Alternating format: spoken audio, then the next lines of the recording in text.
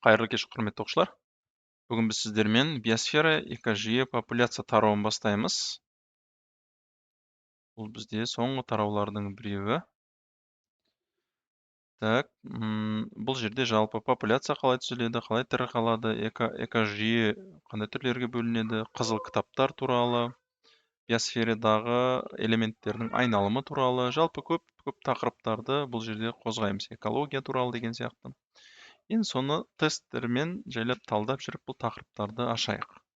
Бүгінгі тест талдау форматымыз, яғни берілген сұрақ мектеп оқулығының қай жерінде қандай текстпен берілген, қандай контекстте берілгендігі туралы талдайтын боламыз.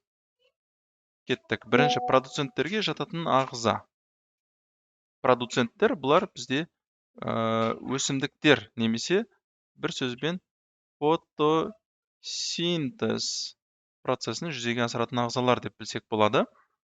Яғни мынаның ішінде қайсысы фотосинтез процесін жүргізеді, сол продуцент болады. Саңырауқұлақта бар ма? Жоқ, мұнда фотосинтез процесін жүргізуге асырмайды. Көкжасыл балдарда бар ма? Бар. Көкжасыл балдарды тағы да біз не деп атайтын едік? Цианобактерия. Цианобактерияларда фотосинтез процесін жүзеге асыратын арнайы хлорофиль пигменттері бар. Жауынқұрт, паразит, бұл екеуі де бізде гетеротрофтыларға жатады, сондықтан бұларда кездеспейді. Екінші, қорек тізбекте минералдаушы ағзалар. Минералдаушы ағзалар, олар кімдер екен? Енді мектеп оқулығына көшейік. Бұл жерден біз қараймыз. Минералдау деп жазайық. Так, міне. Шықты, сразу қараймыз, кімдер туралы айтып тұр? Редуценттер немесе деструкторлар туралы айтып тұр. Бұл дегеніміз шірітуші бактериялар туралы айтып тұр, немесе тағы да бізде органикалық заттарды биорганикалық заттарға дейін ыдырататындар туралы айтып тұр, редуценттер туралы. Оған даже жауынқұрттың өзіне жатқызатын едік. Яғни органикалық зат ол жапырақтар, оларды ол қорек етіп, оларды ыдыратып, биорганикалық заттарға дейін ыдырататын еді. Окей. Редуценттер немесе деструкторлар. Паразиттерден айырмашылығын туралы айтып тұр. Яғни паразиттер дегеніміз бұл тірі ағзалармен қоректенетін, тірі ағзаның өліп қалуын қаламайтындар, яғни біздің ішіміздегі мысалы паразиттерді айтсақ болады. Біз өлсек, оларды өледі. Паразиттен айырмашылығы тірі ағзалардың бөлінділерімен немесе қалдықтарымен қоректенеді. Олар ең соңғы қоректік деңгейде болады, яғни қоректік тізбекті қарайтын болсақ, экологиялық тобын, бұның ең соңғысында, ең төменгісінде деп айтсақ та болады. Ол не орналасқан болады? Деструкторлар орналасқан болады. Бұлар минералдауды жүзеге асырады және химиялық элементтерді жансыз табиғатқа қайтарады. Яғни бүкіл нәрсен бастапқы биорганик заттарға дейін ыдырататындар. Минералдауыш дегеніміз осы.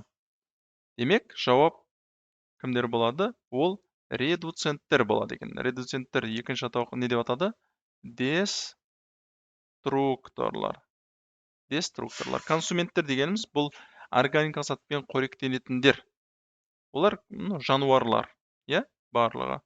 Продуценттер дейміз, бұл органикалық заттарды түзушілер. Автотроф екеуі бір мағынаны береді. Үшінші сұрақ. Топырақтың құнарлылығын анықтайтын органикалық бөлігі. Қай бөлікке қарай? Ол құнарлы деп анықтаймыз. Ол топырақты былай слой-слойға бөлетін болсақ, оның ең беткі қабаты құнарлы болып келеді. Не үшін деген сұрақ туындайды? Себебі бүкіл бұның үстіне тіршілік ететін ол өсімдік болсын, ол жануар болсын, даже жаңағы деструкторлардың өзі болатын болсын, оның барлығын өлген соң, бұл органикалық зат қой, ол органикалық заттардан тұрады бұлардың барлығы. Өлген соң топырақтың бетіне түседі, астына емес. Сондықтан беткі қабаты ол құнарлы болып келеді. Және, мысалы, өсімдіктер көп қой, өсімдіктердің қалған қалдықтардың барлығын не деп атаймыз біз? Біз ол айналады неге? Ол қара шірікке айналады. Қара шірікке айналады. Вот осы қара шірікті біз не деп атаймыз? Гумус деп атаймыз. Сондықтан жауап осы. Мектеп кітабында қалай келеді екен? Мысалы, гумус деп іздеп көрейік біз. Гумус деп іздеп көреміз, міне. Биорганикалық бұзылған тау жыныстары органикалық болатын болса, органикалық бөлігі ол қара шірік немесе гумус деп келеді екен. Бұл бір жерде. Екінші жерде мынау. Бұл бізде қай тақырып сыныпта екен, экологиялық сукцессия. Сукцессия тақырыбында, иә? Экологиялық сукцессия тақырыбы бізде қай мектеп оқулығы? Ол 7-ші сынып мектеп оқулығында кездеседі. 7-ші сынып оқулығында не деп келеді? Бұл тіршілігін жойған мүк, бактерия және қына бөліктерінің қалдықтарының құнарлы зат қарашірік түзіледі. Немесе оны гумус деп атаймыз. Иә?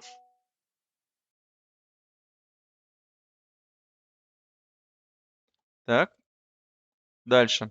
Құм, саз болатын болса, бұл енді құнарлы бөліктерге жатпайды. Өйткені бұның құрамында органикалық зат минимальный болады. Саз бұл топырақтың бір түрі, тығыз топырақ болатын. Саз топырақтан кірпіш жасайды. Құрылысқа қолданатын. Және минералды тұздар. Минералды тұз бұл органикалық зат емес, бұл бейорганикалық зат. Экологиялық пирамида заңдылығына сәйкес тұжырымдар. Экологиялық пирамида дегеніміз, мынандай пирамида еді, пирамида түрінде. Бұнда орналасқан әртүрлі ағзалар бар, иә? Ең астында өсімдіктер бар, одан кейін жануарлар орналасады. Жануарлардың енді түрлеріне қарай шөп қоректі, ет қоректі, жыртқыштар деп бірнешеге бөлінеді, және бұлардың барлығын бірде қамтитын жанында тұратын бұл жаңағы сапрофиттер. Бұлардың барлығымен қоректенетін. Және осы өсімдіктер ең көбі болады биомасса жағынан, и өткен сайын энергия азайып отырады, жоғарылаған сайын. Және 10%-лық ереженді ескеретін болсақ. Соның барлығына енді қайсы тән дейді. Энергия деңгейден деңгейге артылады дейді. Жоқ.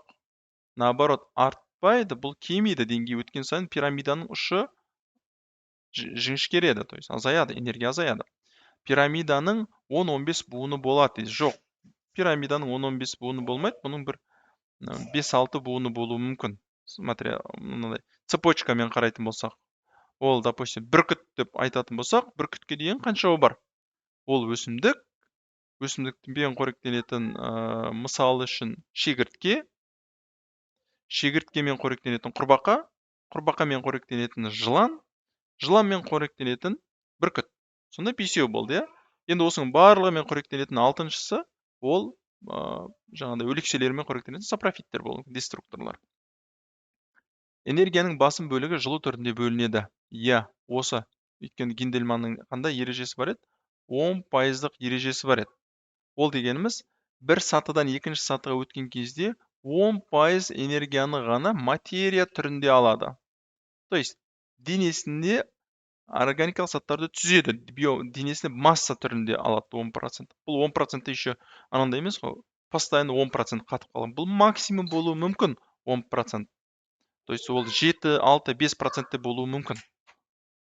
Сондықтан, бұл максимумды 10% деп алғанның өзінде қалған 90% қайда кетті? Ол жылу түрінде бөлініп кетті. Тек қана жылу емес, жалпы әрекет, қимыл, қозғалысқа пайдаланды. Сондықтан, көп бөлігі жылу түрінде кетеді. Продуценттік биомасса консументтерде қарағанда аз болады. Жоқ, аз емес, өйткені ең астында біз не көріп тұрмыз? Өсімдік.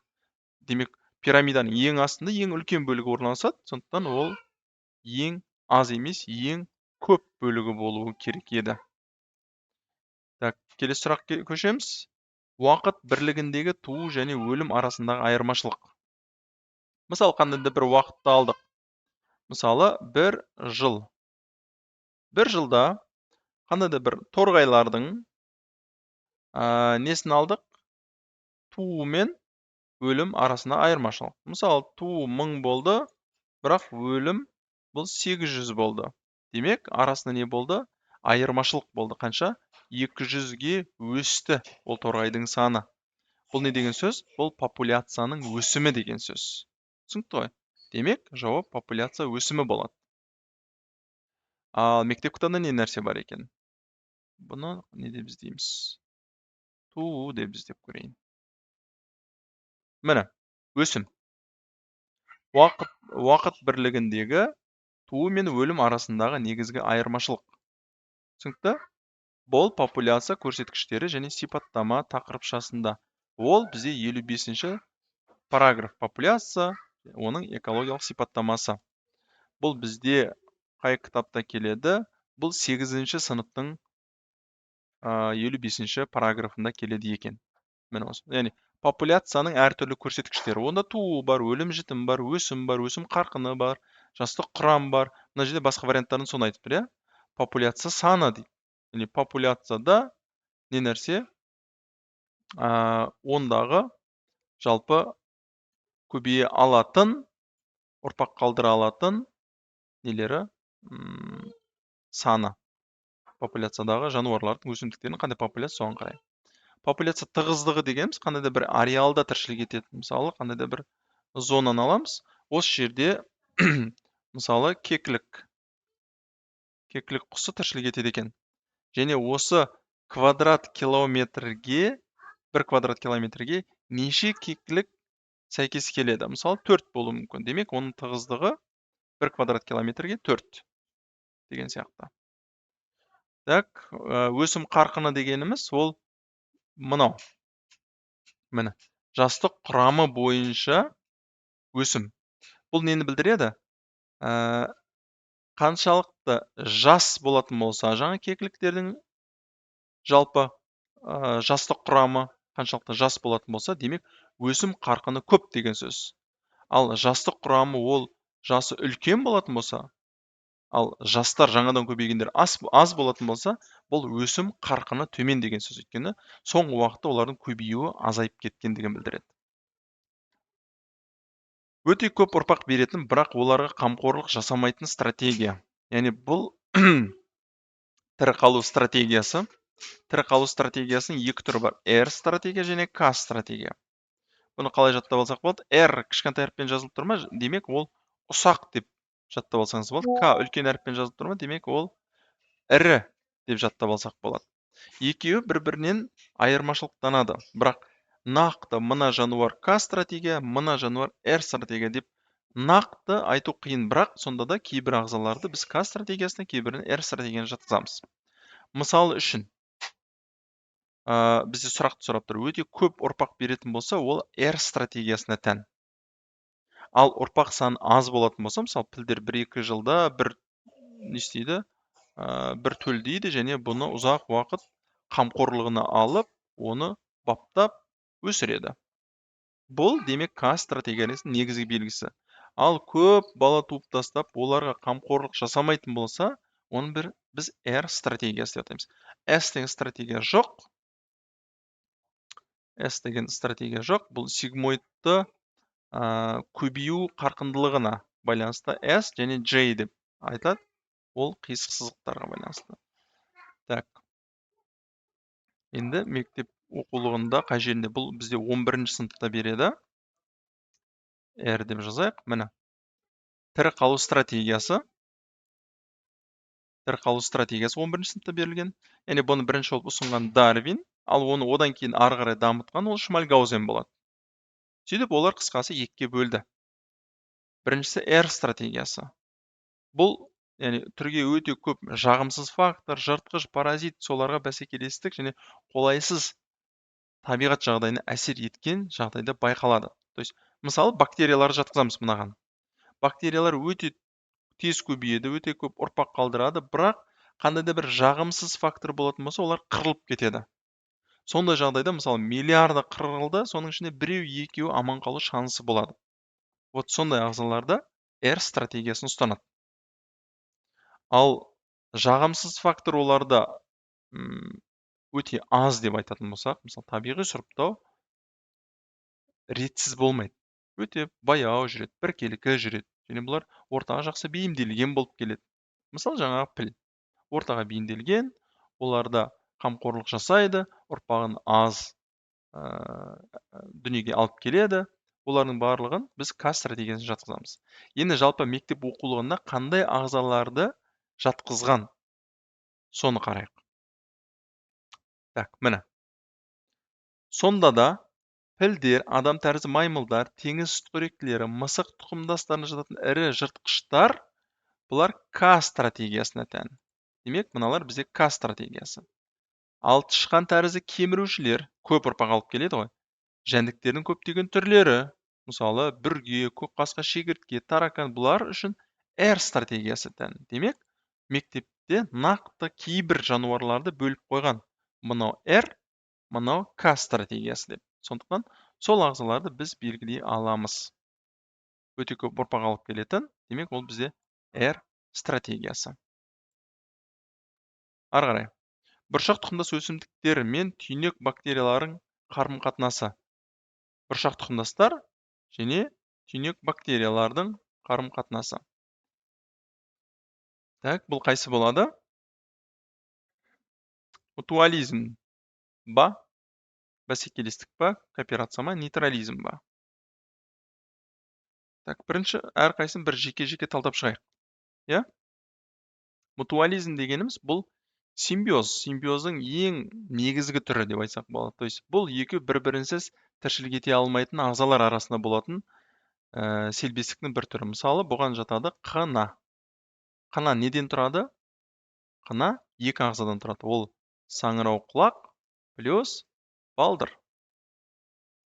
Бұл екеуінің селбесуінен не түзілген? Қына деген ағза түзілген. Так, балдырды өзін жеке өсірсе, бұл өсе алады. Бірақ мына саңырауқұлақ балдырсыз тіршілік ете алмайды. Сондықтан бұл екеуі, то есть қынаны түзу үшін бірге тіршілік ету керек. Сондықтан біреу болмаса екінші тіршілік ете алмайтын болса, ол бізде мутуализм болады. Екіншісі бәсекелестік. Мұнда олай болмайды. Өйткені мұнда бізде бұршақтар, бұршақ өсімдігінің түйнектерінде тіршілік ететін түйнек бактериялары бар. Түсінікті? Одан кейін бәсекелестік. Бәсекелестік дегеніміз бұл уже антагонисттік қарым-қатынас, екеуі тамаққа бәсекелес болуы мүмкін. Екі бір түр арасында екі жануар. Немесе жаңағыда қарағайлар, олар күнге қарай талпынып бәсекелеседі екі қарағай өз арасында. Немесе тамаққа бәсекелес, жаңағы айтқан, немесе жұбына көбею үшін басқа бір өзінің жұбына бәсекелес болуы мүмкін. Қысқасы, бұл антагонисттік.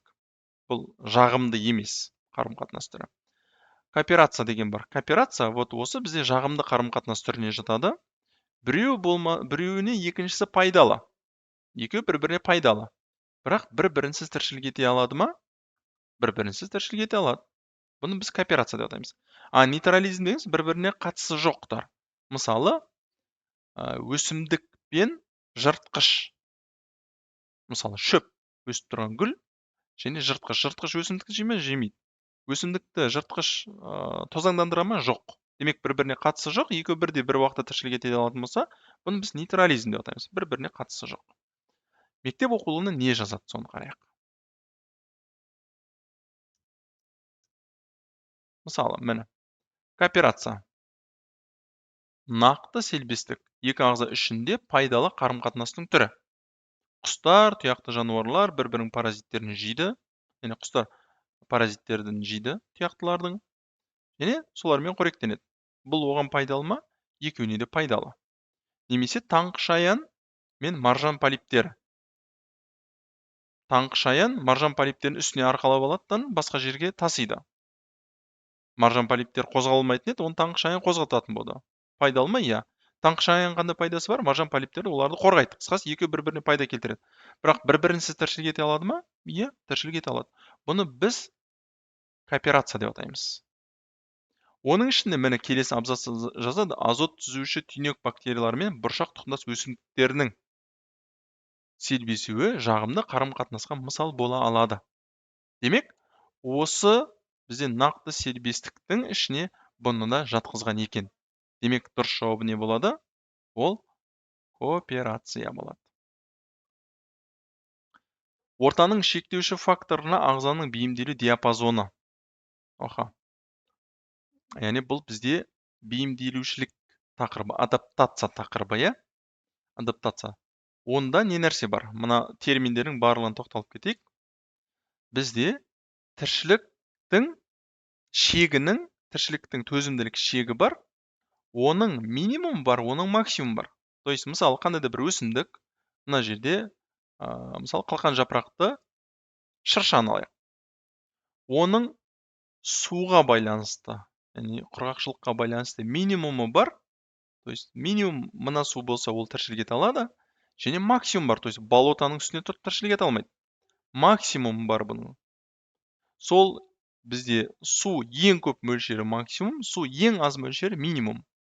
ал ортасында өте әдемі жағдай болатын болса, ең ортасы, иә, мына жерде астында көрсеткен, міне 3-пен көрсеткен ең әдемі жері, иә, мына ортасы күшті болып өсетін жері, ол оның оптимум болады. Оптимум. Осы оптимум бұл ең жақсы жағдай, ал бірақ осы минимум мен максимумның арасын біз не деп атаймыз? Төзімділік шегі деп атаймыз. Түсінікті? Бұл төзімділік шегі. Осы ара. Төзімділік шегінде өсімдік көбейе алмайды бірақ. Оған ең қолайлы не болу керек? Оптимум болу керек көбейе алу үшін. То есть ағзалар ары қарай көбейіп, ұрпақ қалдыру үшін не керек? Оларға оптимум керек, ең әдемі. Міне экологический оптимум. Бірақ минимум мен максимумда бұл неге жатады? Осының төзімділік шегіне жатады. Сондықтан жауапты біз диапазонын сұрап тұр ғой. Ол төзімділік шегі деп аталады. Ал мектеп кітабында бар ма екен және қай жерде? Төзімді. Міне. Бейімделу адаптация тақырыпшасына берілген. Бұл бізде 58-ші параграф. Ал мектеп оқулығы бойынша бұл 8-ші сыныпта берілген. Тірі ағзалардың қоршаған ортаға бейімделуі. Міне, төзімділік шегі. Бұнда диапазонда. Ол қандай диапазон екен? Міне. Минималды, міне, егер тірі ағза тірі қалу емес, оңтайын тіршілік және көбею туралы айтатын болсақ, ондай жағдайда диапазон бұдан да тар болады. Неден тар болады? Төзімділік шегінен тар болады. Жаңа айтқан мынау екі орта төзімділік шегі, бірақ ағза көбею керек болатын болса, өсу керек болатын болса, онда ол тараяды дейді. Неге қарай тараяды? Оптимумға қарай тараяды. Міне. Бұндай диапазон ағзаның сол түрі үшін төзімділік шегі болады. Төзімділік шегі болады. Міне осы. Мұнда 114-ші суретте көрсетілген, мысалы, кактус берілген, басқа ағзалар берілген, шөлде өсетін. Яғни шөлде бұл жерде ылғал үшін жүреді. Тіршілік үшін күрес. Так, келесі сұрақ. Атмосферада көміршіл газдың артуынан туындайтын құбылыс. Енді сұрақтың жауабын білесіздер, по идее. Ол сізде жылыжайлық әсер, яғни парниковый эффект деп атаймыз. Ол қалай түзіледі? Мен соған тоқталайын көбінесе. Бірінші вариант ол озон тесігі. Озон қашан тесіледі? Оның бірнеше факторлары бар. Мысалы, ракета ұшқан кезде озон тесілуі мүмкін. Немесе машиналарға құятын фреон деген газ бар. Кондиционерге құятын. Соның бөлінуінен озон тесіледі. Озон тесілді деген сөз бізге зиянды күннің сәулелері оңай өтеді. То есть озон ұстап қалушы бұл фильтр еді, бірақ озон тесілгендіктен зиянды сәулелер ішке қарай өтеді. И адамда рактың пайда болуына да бір түрткі болады. Қысқасы, атмосферада көміршіл газының артуынан туындайтын құбылыс ол жылыжайлық эффект. Яғни сіздер жылыжай не екенін білесіздер. Мысалы, қыстың ортасында қандайда бір магазиннен өсімдіктерді жейсіздер, салат жейсіздер, я, помидор жейсіздер, қияр жейсіздер. Мысалы, Қазақстандікі деп сатады, жылы жақтан келмейді. Қысқасы, мына өсімдіктердің барлығы қыста парниктің ішінде өсірілді. Мынандай парник деген бар. Парник. Бұл дегеніміз мынандай пленкамен жабылған, ішінде жоғары, сыртқа қарағанда жоғары температурасы бар, яғни мына өсу үшін керекті жаңағыдай 40, 30, 25 градусты болатын бүкіл мына өсімдік өсуіне жағдай жаратылған. Бұны біз парник деп атаймыз. Түсінікті? Ол қалай болады? Сырттан күннің сәулесі келеді. Күннің сәулесі бұған түседі, бірақ күннің сәулесін енді энергия бөледі ғой күннің сәулесі. Ол энергия обычно қалай болатын еді? Күннің сәулесі келген соң ол жерден отражение болып, қайтадан шығып кету керек еді. Бұлай болатын еді. Міне мынандай болатын еді. Келеді, қайтып отражение болып шығып кететін еді. Бірақ ортада парник оны не істейді? Ұстап қалады жылу энергиясын. Өзінде ұстап қалады, чтобы мына өсімдіктер өсу үшін. Тура сонда біздің планетада болады. Парниковый газ дегеніміз бұл бізде көмір қышқыл газдары, мысал ретінде. Ол біз өте көп нәрсені өртейміз, заводтар болады, жылу электростанциялары болады. Оның барлығы не бөледі? Газ бөледі. Газ мынандай бір слой түседі. Слой. Күннің сәулесі өтеді, бірақ шағылысып қайтып кетіп жатқан кезде, мынау газ, бұл слой түсіп тұр ғой, соған барып ұрылып қайтадан қайтады. То есть ары қарай тесіп өтіп кетпейді, космосқа қарай кетпейді. Сондықтан мына екі ортада жылу энергиясы сақталады. Сондықтан күн жылиды, күн ысиды. То есть біз глобальный потепление деп айтамыз ғой. Осы себебі сол. То есть парник былай не бар, газдар бар, жылу сыртқа космосқа кетпейді, мына жер шарының беткі қабатында жинақталады. Соның нәтижесінде жердің температурасы, мысалы не деп айтады, соңғы кезде 1 градусқа көтерілді. Бұл жаңағы айсбергтердің еруіне алып келеді.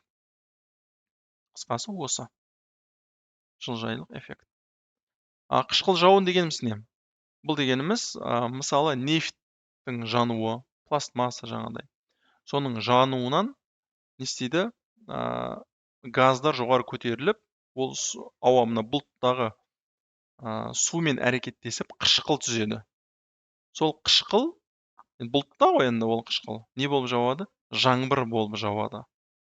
Сол жаңбырды біз қышқыл жаңбыр деп атаймыз. Осылай әртүрлі авария болған кезде осылай жауындар түседі. Тұздану дегеніміз енді бұл суға байланысты, жерге байланысты.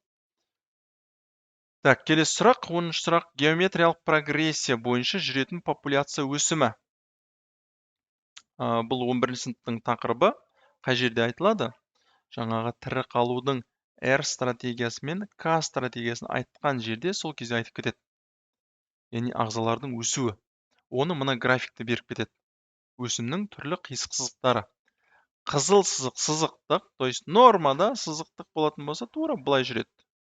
Дальше кетеді былайдан өсіп. Жасыл сызық экспоненциалды, немесе J қисық сызығы деп атайды бұны бізде. J қисық сызығы. J сызық. J деген әріпті білеміз, былайынан тұратынан бірден көтеріліп кетеді. Тура сондай, мысалы мына жасылмен көрсетілген бірден көбею. Ол қалай көбею? Геометриялық прогрессия бойынша көбею. Қалай? 2-ні 2-ке көбейтсек 4, 4-ті 4-ке көбейтсек 8, 8 көбейтсек 64, 64-ті 64-ке көбейтсек дальше. Яғни бірнеше мың шығып кетеді. Қысқасы, былай көбею, бұл арифметикалық геометриялық прогрессия болып кетеді. Және осылай көбеюді біз қалай көбею деп атаймыз? Экспоненциалды көбею. Бұл мысалы бактериялардың көбеюі тура осылай жүреді. Немесе жаңағыдай R стратегиясына тән ағзалар, бактериялар, әртүрлі микроорганизмдерді ғой, қысқасы соларға көбінесе. Солар бізде R стратегиясын ұстанады. R стратегиясының бір белгісі, олардың көбеюі экспоненциалды болады. Ал сигмоидты дегенше, бұл сигмоидты көбінесе K стратегиясына тән. Көбінесе, то есть точно тек осы деген сөз емес. Бұл жерде сигмоидты, примерно мынау ғой енді. Көкпен көрсетілген. Сигмоидты болады. Бұл баяу көтеріледі, көбею, баяу жүреді. Так. Ол мектеп кітабында қарайық қай жерде бар екендігін.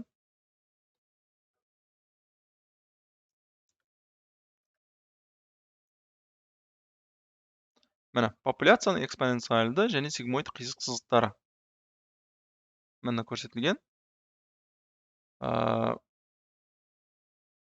Мұнау бізде көкпен көрсетілген дәрежелік екен. Көкпен көрсетілген дәрежелік. Қызылмен сызықтық, жасылмен экспоненциалды. Так.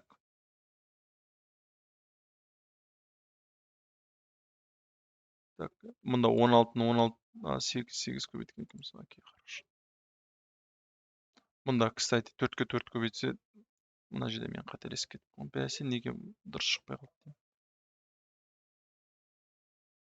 Мұнда 16 ғой. Жалпы түсіндіңіздер ғой. 4, 4, 16.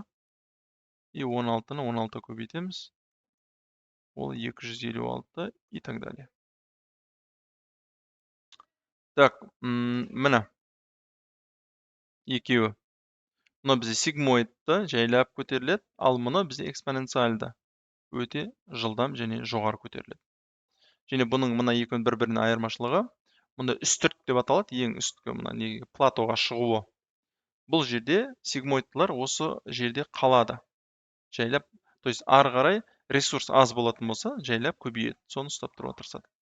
Ал экспоненциальды болатын болса, бұл максимум көбейеді, мысалы бактериялар. Қорек жетіспеді, немесе өрт болды, құрғап қалды, ол бірден азайып кетеді. Құлдырауы өте тез болады. Мысалы, мұнда дафне туралы айтқан. Так, осы. Так, бүгінге енді осымен аяқтайық. Өте уақыт созылып кетті. 10 сұрақ талдадық. Мектеп кітабында қай жерде кездесетіндіктерін көрдік. Дальше оқитын болсаңыздар, жаңа кітаптың параграфтарын айтып кеттім. Сол жерден қарап, оқып алыңыздар. Жақсы? Аман сау болыңыздар. Келесі апта кездескенше.